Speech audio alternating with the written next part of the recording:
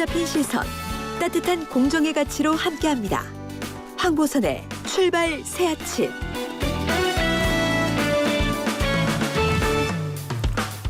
승리하는 단일화를 성사시키기 위해서 국회의원직을 내려놓는다. 이게 사퇴의 변을 내놓은 열린민주당 김진애 서울시장 후보가 이런 얘기를 했는데요.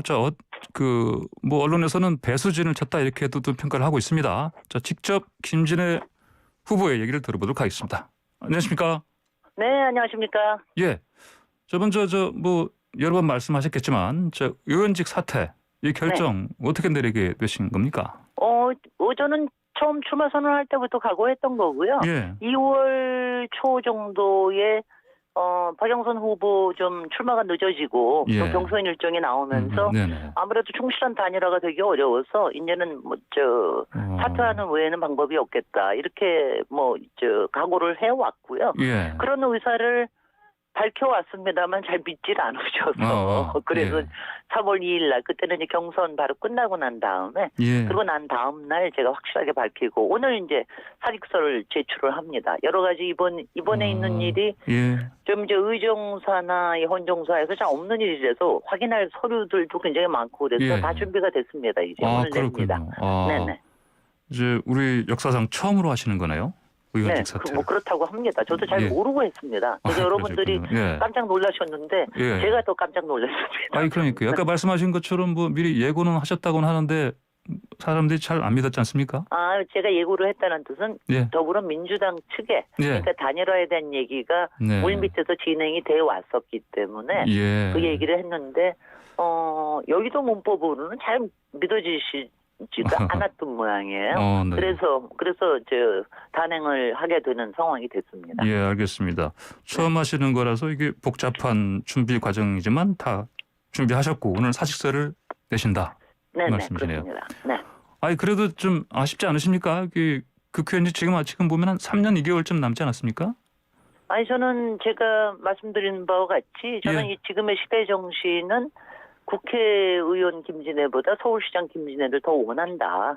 이렇게 제가 확실하게 말씀을 드렸고요. 저를 국회에 보내주신 우리 당원과 지지자분들도 국민들께는 굉장히 송구스럽죠. 그 부분은 말할 것도 없지만 또 새로 승계하시는 김의겸 의원님께서 언론 개혁에 매진할 것이기 때문에 저는 확실하게 믿고 떠날 수 있다는 것이 한편에서 마음이 약간 가볍습니다. 예, 알겠습니다. 그 후보님 이제 후보시니까 공약 좀 여쭤볼게요. 네. 특히 역점 두시는 공약이요.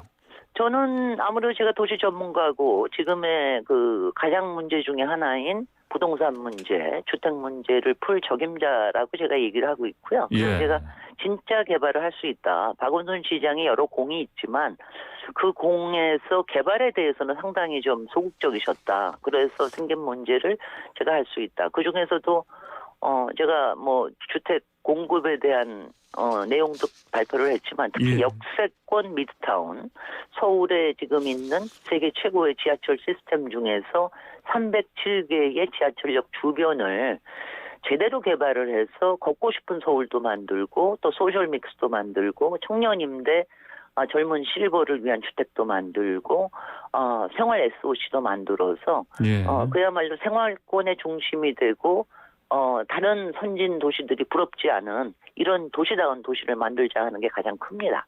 역세권 미드타운이요. 역세권 미드타운. 그러면 박영선 후보 공약을 SF적이다.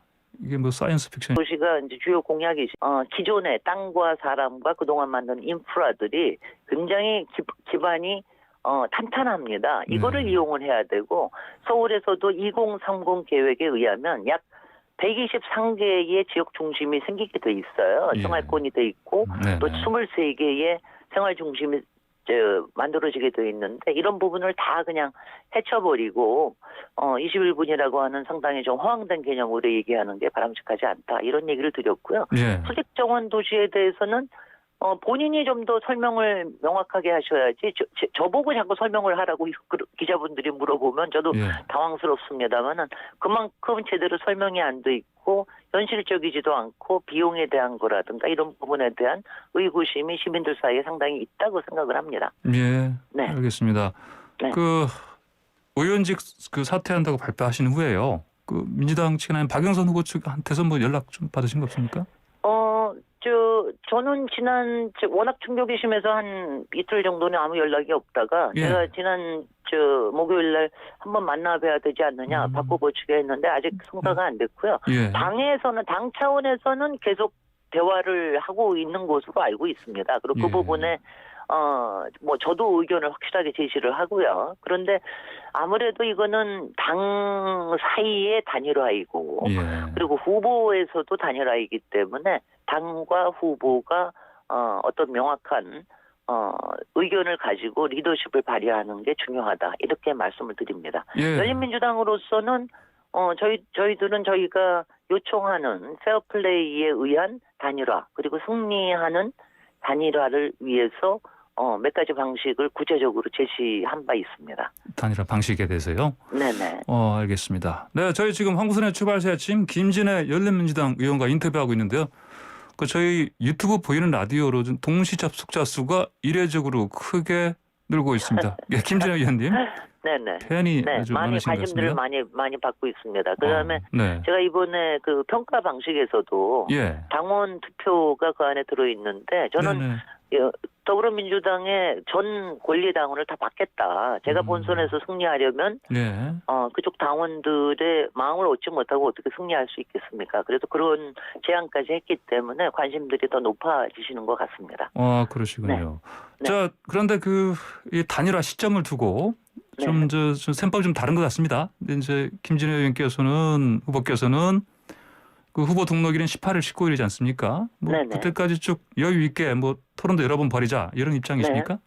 네, 그렇습니다. 그때까지만 적어도 3번 정도는 토론을 할 수가 있으니까는요. 그거하고 평가 방식은 준비해서 투표를 하면 되는 거니까 그거는 큰 무리가 없고 그래서 특히 이제 이런 얘기를 하는 것이 보수 야권에서는 단일화를 통해서 여러 가지 이목을 끌고 있는데 저희 쪽에서도 이거는 이제 좀 같이 여론을 같이 이끌어갈 수 있는 어떤 호재가 있어야 되는 거 아니냐.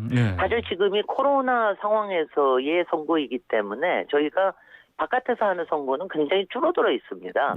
사람이 많이 모이지도 못하고요. 그래서 많은 경우에 온라인과 미디어를 통한 선거가 되기 때문에 이런 부분에서 기대를 좀 높이는 것이 바람직하지 않는가. 저는 열린민주당과 저는 대승적인 차원에서 그렇게 말씀을 드리는 겁니다. 예, 그러시군요. 자, 그러면요. 어제 그 박영선 후보와 조정훈 후보 단일화 이뤘습니다. 근데 이제 그동안 제가 그 언론 인터뷰를 좀 봤더니 밋밋하다 이런 표현을 많이 쓰시던데 어제 단일화도 밋밋했습니까? 이것도? 네, 경선도 밋밋했고 이번에도 밋밋한 그걸 보면은요. 어저께 발표를 하는데 여론조사 결과도 발표를 안 해요. 아니 그런 식으로 그러니까 이거는 뭐냐면 완전히 그냥 덮어주고 다 가자고 하는 대세로 그냥 밀고 가자고 하는 건데 오늘 아침에도 여론조사가 나왔습니다마는 양쪽이 완전히 팽팽합니다. 어떻게 될지를 모르는 이런 상황이기 때문에 그냥 이렇게 안전하게만 갔다가는 우려되는 바가 안전하게 패할 수도 있다. 그러니까 좀 더 긴장감 있게 그리고 시민들한테 어떤 기적과 이변을 보여주면서 가는 게 훨씬 더 바람직하다. 가령 예컨대 이번에 국민의힘에서도 오세훈 시장이 후보가 된 거는 상당히 의례적인 거로 받아들이지 않습니까? 그런 이변이 그런 이변이 우리에게도 필요하다. 저는 제 자신이 749시적인 도시 전문가 출신으로서 가장 지금 1년 3개월에 서울시장의 가장 최적임자다. 저는 저 자신을 그렇게 의무로 책임으로 생각을 하고 있고요. 시민들께서도 그렇게 많이 생각해 주시는 분이 많기를 바라면서 저는 이런 단일화를 가는 과정에서 모든 걸 투명하게 하자. 토론도 여성 대 여성으로 이렇게 되게 되는데 우리가 되도록이면 스탠딩 토론, 주도 토론, 자유 토론 이렇게 해가지고 서로의 내공과 실력과 그리고 시민을 위한 봉사를 어떻게 할 수 있을지 이런 부분들에 대해서 평가를 받자 이런 생각을 하고 있습니다. 그래야 우리 쪽에 굉장히 많은 뭐냐면 사실 여성 대 여성 저는 뭐 박영선 의원 걸출한 정치인 아니십니까? 저도 상당히 도전적인 정치인이기 때문에 이런 두 사람의 맞대결이 상당히 관심을 끌 것이라고 생각을 합니다. 예, 이변을 만드시겠다. 예. 그런 각오, 그런 기대 없이 많은 분들이 희박한 가능성이라고 하지만 그런 희박한 가능성에 계란으로 바위를 치면 그 계란 중에 뭐 어떻게 병아리가 좀 나와서 바위를 뛰어넘을 수도 있지 않겠습니까? 그런 생각을 하고 있습니다. 예, 알겠습니다. 이제 김의겸 전 대변인한테 의원직 넘어가는군요. 사실 좀 얘기가 많은데요.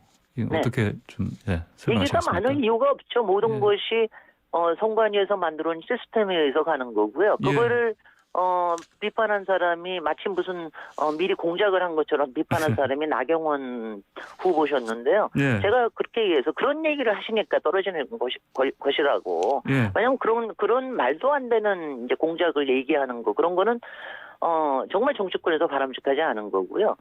모르겠습니다. 그쪽에서는 그런 일이 있을지 모르지만 저희는 제가 명확하게 항상 얘기하듯이 사태를 얘기할 수 있는 사람은 저 혼자밖에 없다. 그래서 제가 결심을 하고 타이밍을 조절을 했고 바로 전날 김의겸 후보에게 전화드려서 마음의 준비를 하시라. 여러 전화를 받으실 테니까는요. 그래서 그런 말씀을 드린 겁니다. 알겠습니다. 이거는요. 열린민주당의 기본적인 DNA가 그야말로 개혁과 실사구시 그리고 열린민주주의라고 하는 아주 확고한 신념이 있습니다. 그래서 모든 것을 공정하고 투명하게 그리고 서로의 책임을 다하면서 역할을 하자 이런 정신이 아주 투철합니다. 예, 알겠습니다. 저 김진애 의원님 마지막으로요. 짧게 좀 여쭤보겠습니다. 어제 사실 좀 기사 많이 나온 건데 고 박원순 시장의 뭐 9년의 공과 냉철하게 직시한다 이런 말씀하셨는데 간단하게 좀 어저께 기자회견에서 굉장히 많은 감동적이라는 평을 많이 받았는데요. 일부에서는 그중에 워딩만 가지고 얘기를 하지만 박원순 시장이 돌아가시기 직전에도 지지율이 60%였습니다. 그러니까 이분이 사람의 가치 그리고 복지, 역사, 문화, 환경에 남기신 시정의 공은 엄청나게 큽니다. 다만 저는 어저께도 말씀을 확실히 드렸듯이 이 과라고 하면 아무런 설명과 해명 없이 그렇게 갑자기 떠난 거 그리고 그렇게 된 이유가 어떤 것인지 그 부분에 대해서 우리 사회가 성찰을 해야 된다. 그래서 앞으로 우리의 미투 운동이 제대로 나갈 수 있게 그래서 정치개혁, 언론개혁, 검찰개혁 이것이 정말 중요하다. 이런 희망을 주는 인물들이 이렇게 떠나는 비극이 반복돼서는 안 되겠다. 이런 얘기입니다. 오늘 말씀 여기까지 듣겠습니다. 감사합니다. 네, 감사합니다. 네.